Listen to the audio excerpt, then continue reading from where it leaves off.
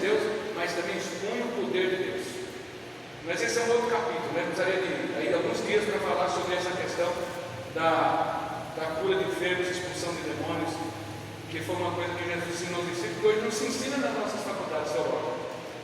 Bom, quero falar aqui com vocês sobre os três clamores missionários, os três clamores missionários. Existem três clamores que nós precisamos ouvir hoje, que estão ecoando em nossos ouvidos, e alguns não têm ouvido. O primeiro clamor brota da terra. Atos 16:9. Lembra que Paulo de noite teve uma visão, e um varão macedônio aparecia e dizia assim: passa a Macedônia e ajuda-nos. Passa a Macedônia e ajuda-nos. A terra está clamando por ajuda. A terra está clamando para que a igreja se mexa, para que a igreja, como disse Jonas, os marinheiros: levanta-te, dormente, invoca o teu Deus, talvez assim não mereçamos, haja esperança para nós. A igreja é como os crentes muitas vezes é como Jonas, dormindo no meio da tempestade, e a tempestade acabando com tudo, e os ímpios morrendo, lutando para tentar se salvar, e não conseguem, porque clamam aos falsos deuses. E aqueles que têm um Deus verdadeiro, que criou o céu, a terra, o mar e tudo, estão calados, estão dormindo no porão do navio. O grande desafio é contar e pregar o Evangelho. Nós precisamos ser a boca de Deus nessa geração, amados. O mundo está clamando para que nós nos levantemos e ajudemos. As pessoas estão pedindo lá em Canaldeira, as diretoras estão pedindo, pelo amor de Deus, vem nossa escola falar com nossas crianças. Muitos meninos tentando suicídio, se recortando, tomando uma superdose de remédios, de comprimidos, algumas cortando os pulsos. A própria escola está clamando pelo amor de Deus para que a gente vá lá. Somos só duas equipes, não damos conta de atender tudo. Esse dia viria numa escola indígena, levar a palavra para os alunos, fazer uma roda de conversa com os alunos, porque os diretores e professores não sabem mais o que fazer. Então é hora da igreja se levantar, amados, não é? Então existe um clamor que brota da terra, mas tem um segundo clamor que brota do inferno. Se você fosse católico, diz assim: credo, cruz, Ave Maria, misericórdia do inferno. Sim, tem um clamor que brota do inferno. Lucas 16, 27 a 28. Lembra daquele homem que foi para o inferno comigo? Ele dizia assim: pai Abraão, manda que Lázaro molhe na água a ponta do seu dedo e refrescamento, que estou atormentado nessa chama. Mas ele não pode passar daqui para a volta nem de volta para cá. Ele diz: então, meu pai, eu rogo que o mande à casa de meu pai, para que me dê testemunho. O verso seguinte, até o 28, para que me dê testemunho, para que não venha também para esse lugar de tormento. Manda à casa de meu pai para que dê testemunho. O próprio inferno está clamando por missionários. Há três tipos de gente que Deus procura. Deus procura missionários. A quem enviarei quem há de por mim? Deus procura adoradores que adorem o Espírito de verdade. Deus procura intercessores. Eu olhei por toda a terra, buscando um que estivesse na brecha. Diz lá Ezequiel 22:30. E não achei nenhum, não achei ninguém. Deus procura intercessores. Deus procura evangelistas e missionários, e Deus procura adoradores. Deus procura pessoas. Todas as demais classes procuram Deus, mas essa classe é Deus que procura elas. Deus está procurando que Deus ache missionários, evangelistas, intercessores, e ache verdadeiros adoradores entre nós, nas nossas igrejas. Existe um clamor que ecoa do inferno, dizendo: manda a casa do meu pai, mande a casa dos meus parentes. Eu tenho 5 irmãos, para que não venham também para esse lugar de tormento. Nós temos 5 continentes na face da terra, onde as pessoas estão perecendo, e nós precisamos pregar o Evangelho, nós precisamos enviar missionários, nós precisamos pregar o Evangelho. O próprio inferno trata por missionários. Ele queria que Lázaro fosse um missionário na casa de seus pais, Deus não permitiu, obviamente, porque havia missionários na terra pregando o Evangelho. E o último clamor brota, Isaías 6,8, brota do céu. Deus dizendo: a quem enviarei? Quem há de ir por nós aos perdidos? Deus tão grande, Deus eterno, Deus todo-poderoso, está agora apelando a nós, simples mortais, filhotes de formiga como eu, dizendo: eu preciso de você. Você precisa. A quem enviarei? Quem há de ir? Isaías, Jonas terceirizou a missão. Ele disse assim: mande. Jonas fugiu da missão. Moisés terceirizou, né? Eu não sou bem eloquente, nem ontem, nem. As pessoas terceirizam, as pessoas fogem, e tem outros que se apresentam como dizer: eis-me aqui, envia-me a mim. E essa é a resposta que Deus espera de mim e de você. O Senhor pode contar comigo. Envia-me a mim, eu estou aqui, envia-me a mim. Há três possibilidades: a fuga, como Jonas, a terceirização, como Moisés, ou o encarar a missão, como Isaías. Eis-me aqui, envia-me a mim. O que você vai fazer hoje? Ou vai retardar? Ou vai dizer que ainda falta 4 meses? Para alguns procrastinam ou retardam a missão, e outros dizem: eis-me aqui. Amados, ir é a regra, ficar é a exceção. Amém? Nós vamos ter muita coragem para desobedecer a Deus. Nós precisamos seguir. Amém? Muito bem, já estou chegando nos finalmente. Deixa eu ver aqui alguma coisa interessante, relevante para falar com vocês. Já falamos da grande comissão em 4 níveis, né? Nossa Jerusalém, Judéia, Samaria, até os confins da terra. Deixe-me falar de uma coisa que me envolveu muito, e por isso eu estou em Canalveira. Depois de 50 anos de São Paulo, completado 50 anos e um mês, eu estava de volta em Canalveira da Penha, por ordem do Senhor. O Senhor nos enviou para Canalveira da Penha. Mas uma coisa que me moveu muito foi, eu queria que você lesse Lucas 4, 42 a 43. A justiça na evangelização. Eu coloquei aqui esse tema, a justiça na evangelização. Por quê? Os discípulos queriam deixar que Jesus ficasse lá. Sendo dia, saindo foi para um lugar deserto. As multidões o procuravam e foram até junto dele, insistiam para que não os deixasse. Ele, porém, lhes disse: é necessário que eu anuncie o Evangelho do Reino de Deus também a outras cidades, por para isso eu fui enviado. A minha pergunta é: será que é justo nós pregarmos 50 anos como eu a uma cidade só, quando tantas estão morrendo sem Deus, sem esperança? Por que nós amamos tanto as grandes cidades? Porque tem luxo, tem shopping, nossas esposas e filhos passearem. Por que nós amamos tanto as grandes cidades? Por causa do conforto. Agora pergunto: é justo darmos comida 10 vezes de uma pessoa e deixarmos tantas outras morrendo de fome?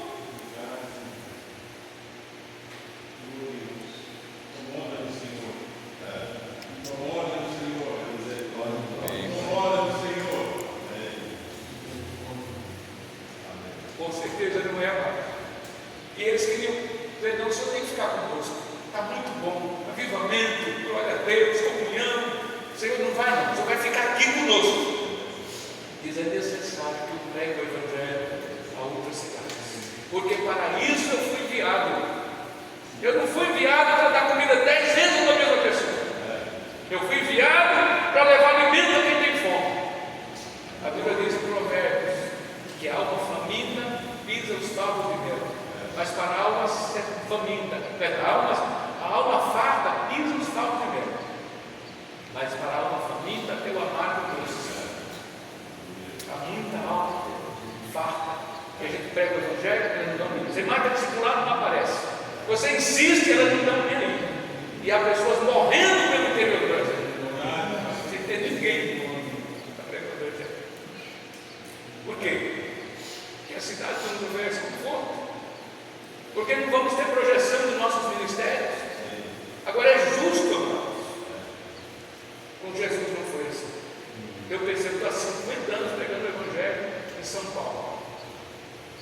Os obreiros se trombam um com o outro, brigam por pouco. E há lugares morrendo, onde as pessoas não sabem nem ler a palavra. É justo isso? Nós vamos ser justos na pregação do Evangelho.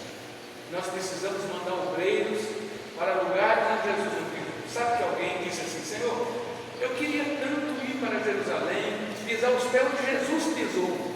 Eu disse: meu filho, eu não quero que você pise os pés onde eu pisei. Eu quero que você pise os pés onde eu nunca pisei. É lá que precisa. Amém. É lá que precisa.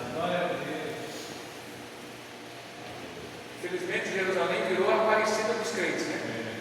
Todo mundo quer ir lá.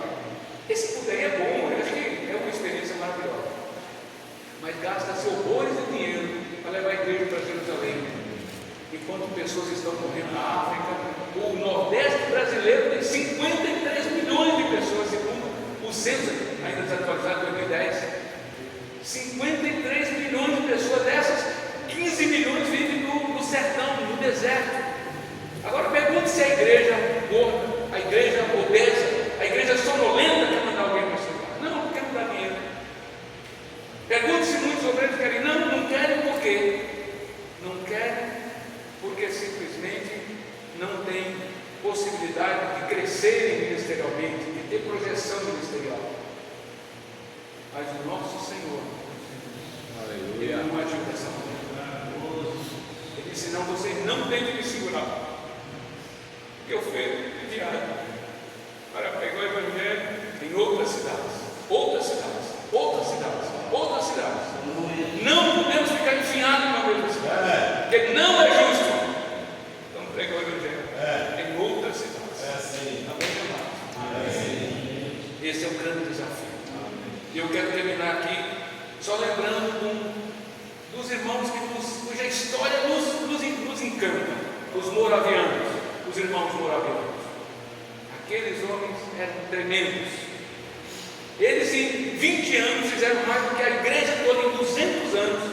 Em 20 anos eles vieram mais missionários para todas as partes, inclusive para o Brasil, do que a igreja reformada em 200 anos.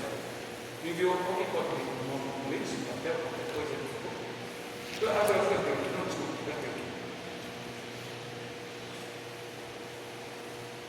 Havia um irmão, um pastor deles, o Nicolau Zinzendorf, que era pastor, né? Era pastor de um grupo que ele. Esse homem fez um voto com Deus. Tem uma frase de uma congregação lá em Recife. Ele foi numa coroação, na ordenação de um político, amigo dele. Ele era um cunho, um homem muito rico. E lá estava escrito assim, mais ou menos o que estava escrito naquele quadro, mais ou menos assim: foi porque Jesus crucificado sangrando, e a frase: foi por você, fiz isso por você, o que fazes tu por mim? Tem um canto assim, né? Morri por ti, o que fazes tu por mim? Ele viu aquela frase incomodou profundamente ele. Disse: Senhor, até hoje eu tenho amado o Senhor, mas eu não tenho demonstrado esse amor. A partir de hoje, o que o Senhor mandar eu fazer, eu vou fazer, eu vou obedecer. Voltou para a sua terra, voltou lá para a Alemanha. E aí o Senhor disse para ele, quando ele chegou, tinha um grupo de moravianos que tinham fugido da perseguição da Inglaterra, tinham perseguido, que estava lá numa propriedade grande que tinha lá, o povo fugindo da perseguição. Eram pessoas que amavam Jesus fugindo da perseguição. Lá tinha episcopais, batistas, um monte de grupos, né? Os grupos mais tradicionais. Talvez batista não tinha, não quero. Isso aconteceu em 1727, por aí. Então isso aqui é do século XVIII, né? E aí, quando ele chegou, ele veio com Deus: eu quero que você cuide desse povo. Ele tornou-se o pastor deles. E eles começaram então a buscar Deus. E foi algo tremendo. Foi porque eu fiz a história muito rica. Mas eu não tenho tempo para contar. Um dia veio, eles eram famosos por enviar missionários. E um dia veio um índio esquimó, e falou para ele: olha, os esquimós estão morrendo sem Jesus, por favor, mande um missionário para lá. Ele disse: nós não temos mais recursos, não temos nada, não temos condições de enviar ninguém, não temos mais ninguém que vá, nós não temos dinheiro, não temos recursos, não temos como enviar ninguém mais para lugar nenhum. De noite Jesus apareceu ao Nicolau Zinzendorf e disse assim: vocês têm um oleiro, vocês enviam o oleiro. Ele disse: como nós vamos enviar o oleiro? Coitado, não sabe nem falar direito. Jesus falou: quero que você envie ele, e vai enviar o oleiro. Aí ele chegou no oleiro e falou: olha, é o seguinte, Jesus falou para a gente te enviar para os esquimós, para você evangelizá-los. Esquimós era todo aquele que mora no Polo Ártico, né? Na parte gelada.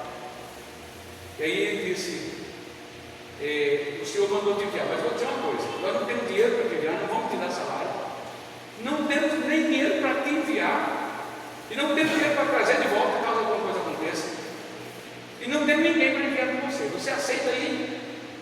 Ele disse: me dê, eu quero, tenho duas condições que eu vou impor para eu atender o chamado. Isso quais? Em primeiro lugar, eu quero tempo para me orar. Ele falou: quanto tempo você quer? 2 minutos. Melhorou, fez uma oração. Disse: a segunda coisa que eu peço é que você me dê um par de sandálias, pode ser usado mesmo, como estão descalços. Se vocês me derem essas duas coisas, me dê um tempo para orar, 2 minutos para orar, e uma sandália usada, eu vou cumprir o meu chamado. No outro dia cedo, o Nicolau Zinzendorf veio para despedir, orar por ele. Quando chegou, ele já não estava mais. Perguntou para os vizinhos: onde está esse homem? Onde? Vocês sabem o homem que morava na sua casa? Ele disse que ele tinha uma missão muito urgente para cumprir, e ele foi embora. Nem esperou nada. Hoje, mais de 50% dos esquimós adoram Jesus por causa de um homem. Ele não tem nem nome nisso. Um homem que pediu 2 minutos para orar e apenas um par de sandálias. Um par de sandálias usadas para cumprir a sua missão. Hoje os homens caem em hotéis 5 estrelas, exigem um monte de coisa: salário, assistência médica. Eu não estou dizendo que o obreiro não seja digno, a igreja tem condição de pagar, tem mais a que pagar, porque é digno, o obreiro é digno do seu salário, não é? Mas esse homem pediu apenas 2 minutos. Quantos anos a gente está orando para fazer o óbvio, aquilo que sabe que tem que fazer, mas continua orando, como desculpa para não fazer o que Deus mandou. Como disse, a frase "vou orar" é a melhor desculpa para dizer "não vou agir". Queridos, a história dessas pessoas nos envergonha profundamente como igreja, porque alguém precisou de 2 minutos para cumprir a sua missão e apenas um par de sapatos. O que nós estamos esperando e exigindo do Senhor para cumprir o óbvio que Deus tem divulgado? Eu queria orar com vocês, mas antes queria chamar o Cunhão. Tem sido um amado irmão que está lá, que aceitou o desafio das incursões de ir para a senador Felipe, ela pregando. Queria que ele só desse um testemunho, alguma coisa que Deus colocou no coração, e depois nós vamos orar para encerrar esse tempo. Tonhão, por favor. Aleluia. Tonhão é um caso clássico daquilo que Jesus tira alguém do lixo e torna um luxo. É o caso clássico de reciclagem, né? Porque o Senhor nos tirou da lama, nos tirou do lixo, nos reciclou, né? E hoje ele é missionário lá. Foi o primeiro mesmo que se converteu da igreja de São Bernardo, o primeiro missionário da igreja que houve ele, e a Rita, né? Então Deus faz essas coisas preciosas, né? Acho que me chamar de lixo é uma ofensa ao lixo que eu era, de onde Jesus me tirou. O Senhor é maravilhoso, amados. E eu quero ser bem breve, mas quero primeiramente agradecer a Deus, porque o fato de eu estar aqui hoje é resposta de oração de 20 anos. Quando esse homem, Toninho, saiu de lá de casa, lá em São Paulo, Zé falou que nós somos 2 chorões, de fato é verdade. E vocês têm que aguentar as nossas lágrimas. Eu digo isso todas as vezes que eu vou pregar lá no Senador Firmino, fazer uma mensagem, eu digo aos irmãos. E depois eu vou rapidamente contar a vocês quando é que começou essas lágrimas. Foi o dia que Jesus me encontrou. Foi o dia que o Senhor me alcançou. E eu estava numa situação, queridos, em São Paulo, no início dos anos 90, em que eu havia perdido tudo e só faltava mesmo o diabo levar a vida. E eu andava pelas ruas chorando. Naquela época se falava muito em depressão. Hoje é moda, né? Depressão se tornou a doença do século. Mas eu estava angustiado e o diabo falava ao meu ouvido. E ele dizia: por que você não se mata? Eu ouvia de forma muito audível, muito clara, Satanás falando ao meu ouvido. Ele dizia: por que você não se mata? E na mesma hora vinha como flecha no meu pensamento. E eu dizia: eu vou para o Rio de Janeiro. Meu pai morava em Vitória, no Espírito Santo. Eu vou para Vitória, eu vou para Bahia. Eu sempre tive vontade de vir para Bahia. Mas ali o diabo falava para mim: aonde você for, as portas estão fechadas. Acabou para você. Eles não se matam agora.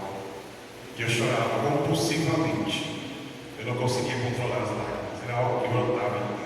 Hoje essas lágrimas brotam pelo Espírito do Senhor, pelo amor a Cristo, a Jesus. As lágrimas que eu derramei ali na opressão, hoje eu derramo na alegria de ter esse Deus. E foi quando o Espírito Santo falou comigo naquele momento. Vou tentar resumir. Eu não via Zé há muito tempo. Eu estudei com ele no colégio.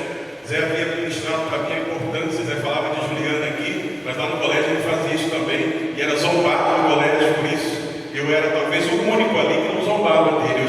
Eu respeitava, eu não era cristão, não conhecia Jesus, mas eu respeitava o que ele falava. E ali eu tomei um caminho totalmente diferente, com professores que eram homossexuais, inclusive, Nicolau, e tomei um caminho completamente diferente. E aí, 10 anos depois, o Senhor Jesus, quando eu estava nessa fase, nessa depressão, nesse momento de angústia e prestes a dar fim à minha vida, o Espírito Santo falou comigo: você vai pensando trabalho. Eu nem sabia direito onde eles estavam lá, tinha um escritório de contabilidade. Eles vão lá e procurem o Zé Pereira. Então o Espírito Santo me encaminhou para lá. Quando eu cheguei lá, o Zé tinha uma experiência muito grande daquilo que ele falou aqui, de expulsar demônios, curar enfermos. Ele sempre trabalhou muito nessa área. E quando ele bateu os olhos, ele viu que eu estava completamente endemoniado. E eu fui ali para pedir ajuda. E ali, Zé marcou no dia seguinte, para que eu fosse à casa dele. Amados, para vocês terem uma ideia, para chegar à casa de Zé foi um sacrifício, uma luta, uma briga. Satanás não queria que eu fosse de maneira nenhuma. Eu dava um passo para frente, 2 passos atrás, porque o diabo sabia o que ia acontecer. E ali, quando eu cheguei à casa dele, Zé havia chamado um casal de irmãos que moram em Minas Gerais, hoje onde eu estou, Graça e Geraldo. E ali eles me falaram de Jesus. E eles começaram a orar por mim. Eu quero contar essa experiência que eu tive, queridos.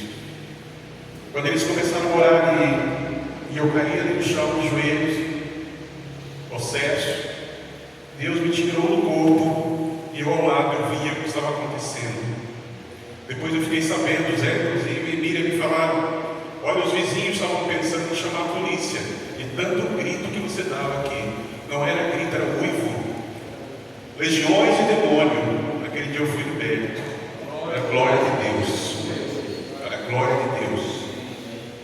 E naquele dia eu me sentei ali, eles oraram por mim, eu sentei na mesa ali da sala do Zé, junto com a esposa dele e os irmãos, e eu não conseguia parar de chorar. E eu falei para a Miriam: você lembra disso? Falei: Miriam, eu vou parar de chorar. São 30 anos, eu nunca parei de chorar. Eu não vou parar de chorar, eu digo aos irmãos. Eu não vou parar de chorar. Porque eu sei de onde Deus me tirou. De onde Deus me tirou.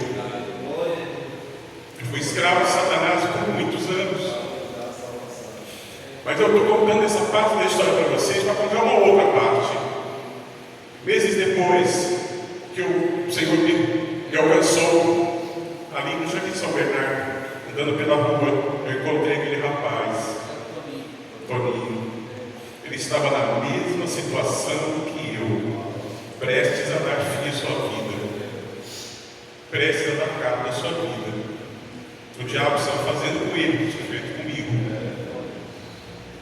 E ali então o Senhor me usou para falar de Jesus para ele. E hoje ele está aqui.